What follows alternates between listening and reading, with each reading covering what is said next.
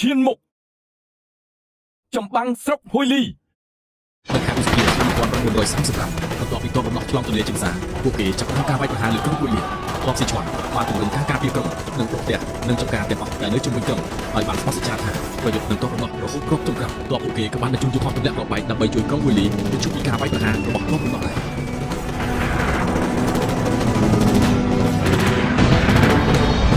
ពួកចំណាយយើងចង់ទៅបាញ់ឯងទម្លាក់ទៀតហើយបាត់យើងនឹងជប៉ុនសាច់ឲ្យរត់ទៅហើយគ្រប់ឯងទៅជុំទៅហើយជុំអានោះជាស្អីទៅគាត់ថាយើងនឹងជាមួយស្ត្រីយើងបានទៅប្រគួតកាន់តែពិបាកហើយ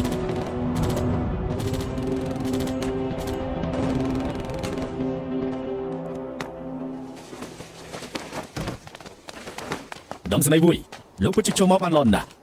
ឧត្តមសេនីយ៍លាវខ្ញុំនឹងកងពលខ្ញុំត្រូវបានឧត្តមសេនីយ៍សៀបញ្ជាឲ្យការពារក្រុងហួយលីនេះជាប្រាក់ 10,000 យន់ដែលលោកប្រធានផ្ដល់ឲ្យកងពលលោកហើយនេះជាសារដំឡើងតំណែងលោកជាឧត្តមសេនីយ៍ទូខ្ញុំនឹងស៊ូស្លាប់ជាមួយក្រុមនេះមិនឲ្យប៉ះពួយជាងខុសបំណងនោះឡើយខ្ញុំចាំលោកជួបមកហើយពួកយើងបានរៀបចំកម្មវិធីទទួលលោកហើយ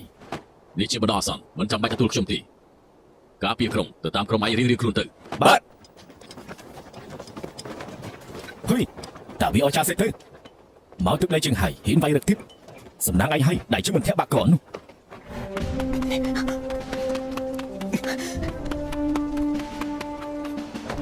ស្មាក់មិញយើងមានបេសកកម្មថ្មីលោកប្រធានបញ្ជាយើងឲ្យរួមកម្លាំងវាយប្រហារក្រុងហួយលី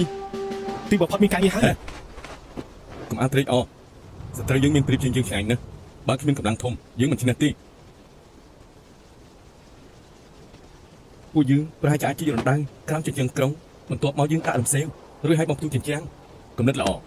បាយារីកាទៅប្រាប់ប្រធានលាវឲ្យបញ្ជូនកងវិស្វកម្មមកបាទ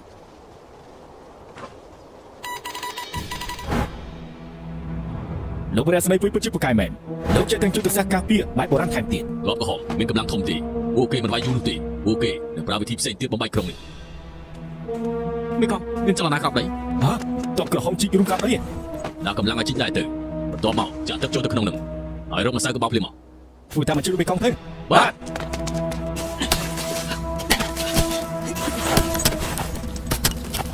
អនុស្រីឡើងដល់ហើយតាមការកណនីយើងនៅខាងក្រោមជញ្ជាំងក្រុងហើយដាក់រំសេវទៅ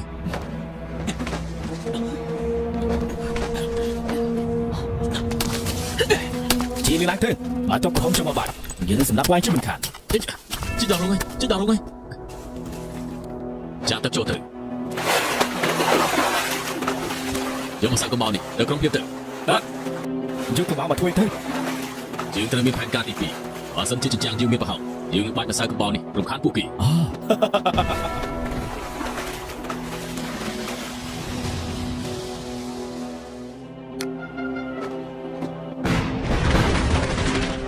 ហេតុអីបានជារំសេវផ្ទុះតិចម្ល៉េះជញ្ជាំងប្រហោងតែតិចណាមិនថ្មីទេប្រហោងទុយក៏ដោយយើងត្រូវទៅបាញ់ស្មាក់មិញប្រយុទ្ធ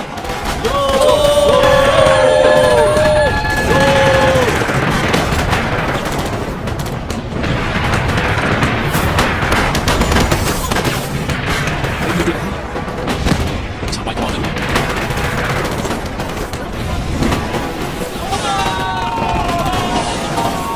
បងក៏បាយចូលក្រុមហោងទៅ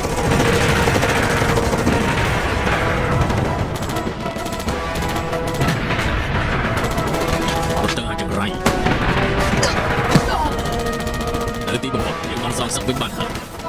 មីកងតាមរកពីខ្ញុំគ្រោះថ្នាក់ណាស់រត់ទៅទៅនិយាយអីចាំខ្ញុំមើលឲ្យមីកងបុកណាស់ធ្ងន់ណាស់ចាំដល់បាត់ទៅចម្លែកឈ្មោះថ្នាក់លើបញ្ជាឲ្យយើងដកថយចាំរត់ទៅ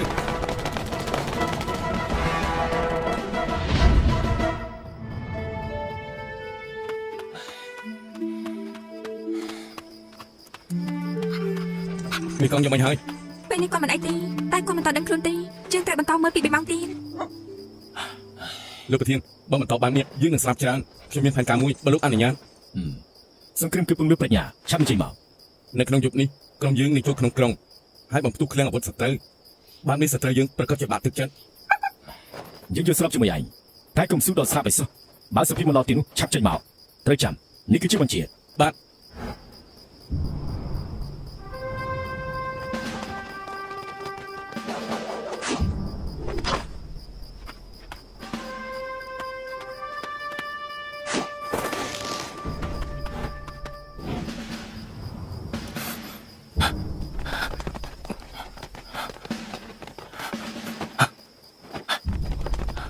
ឡៃហោះត្រូវមើលឃ្លាំងអាវុធរួចហើយមកជួបគ្នានៅទីនេះវិញ បាទ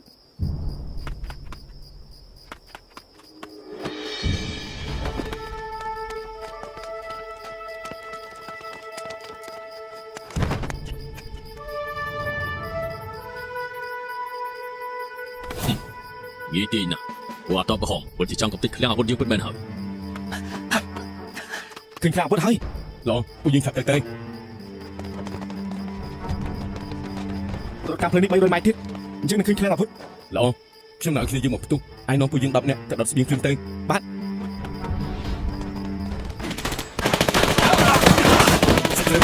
អត់ថយ ខ្លាចវិញណា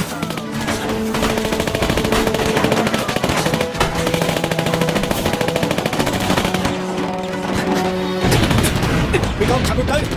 ឆ្ងាញ់យកឆាប់ដល់ថយជួយពីក្រឹងជួយចឹងទុកផង ឆាប់ទៅ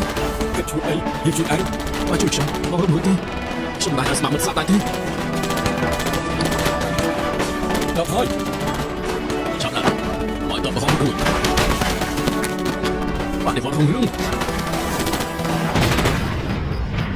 ជើងឯងចូលមុនក្រោយឯងនឹងធ្លាក់ក្នុងដៃយើងមិនខានទេ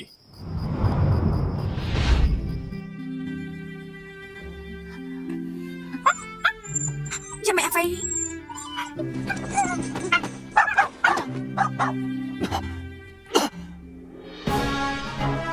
តបរំដោះបានទទួលបរាជ័យនិងមិនអាចបំបែកក្រុមអ៊ុយលីបានតបស៊ីឈ្វាន់នៅក្នុងក្រុមក៏មិនហ៊ានប្រយុទ្ធជាមួយនឹងតបរំដោះដែរតបទាំងពីរក៏នៅចាំមើលគ្នាថ្ងៃឧសភាឆ្នាំ1935គណៈកម្មាធិការមជ្ឈិមបកកុម្មុយនីសចិនបានប្រជុំកៅក្រុមអ៊ុយលី